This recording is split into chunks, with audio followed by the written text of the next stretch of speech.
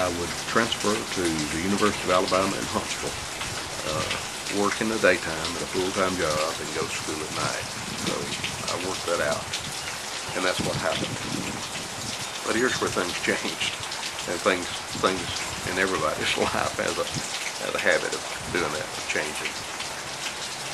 I got down there, and as luck would have it,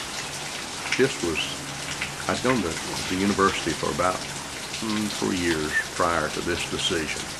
So this would have been about 1968, I guess, along in there. The space program at that time, we had already, while I was getting through high school and going to college, we had orbited men around the Earth. We had sent men to the moon, and they had, I don't know if they had landed on the moon at the time or not. No, they hadn't. Matter of fact, that came a little later, but they had all the equipment ready to go to the moon at that time.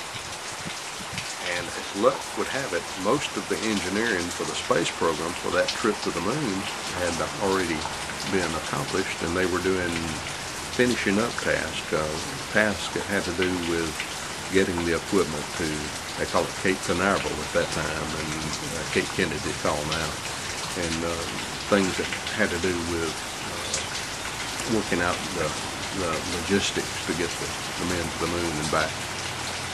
And some of the companies, when I wanted to go to work in Huntsville, were cutting back. They had no use for the many engineers and scientists they had at that time.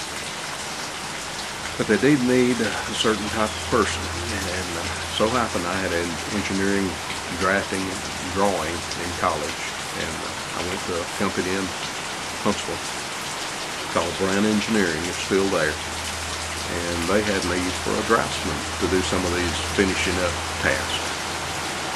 And you might have noticed the pickup here in the sound.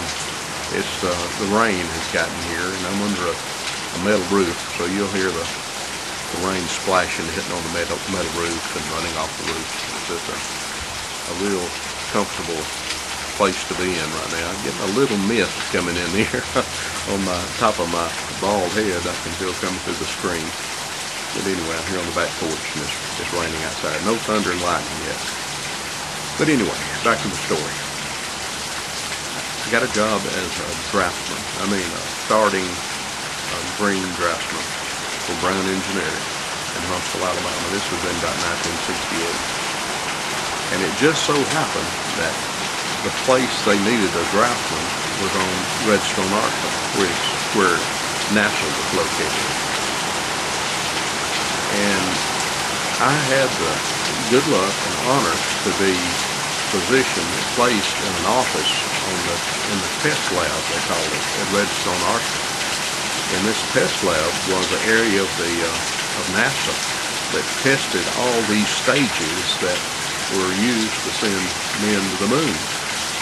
The Saturn V, S4B. It's been too many years. I can't remember all the things they tested.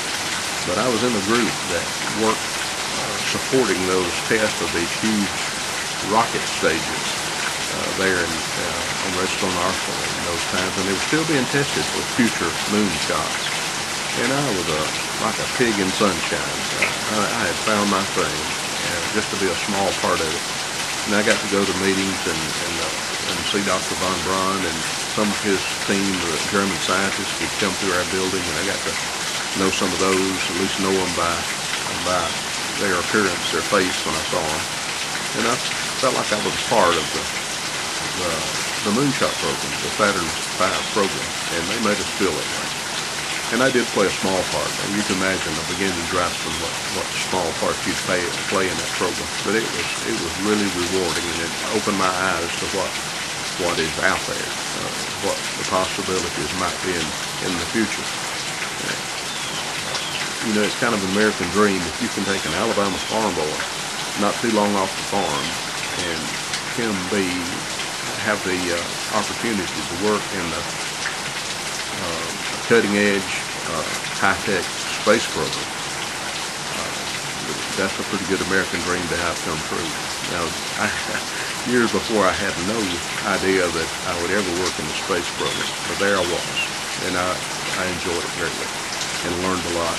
And I stayed there for 3 years.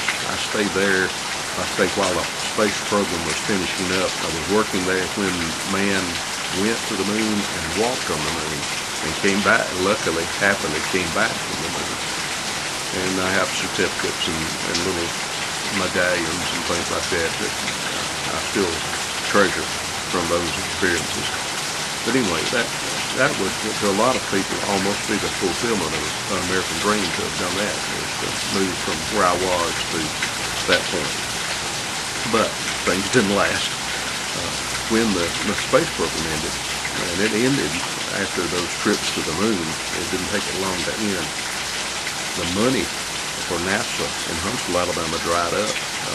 They didn't need engineers much anymore. They had made no plan for that area after that. So there were layoffs. And we finally, I think in 1960, well, I think I misspoke. I must have gone there in 67 because I was there almost to 1970. So late in 69, they told us all that we ought to be finding other jobs, need other things to do. So time with NASA and the space program was short-lived, but very rewarding and something I've always cherished and look back on with a lot of enjoyment. But had to move on. So the next thing, luckily again, and I've had some luck in my life, I guess it's one of the ways I've done the things I've been able to do here in my little hometown of Scottsboro. At that time, there was a growing demand for aluminum, and aluminum prices were going up. And this area is known for low electrical prices because of the Tennessee Valley Authority. It runs power generating plant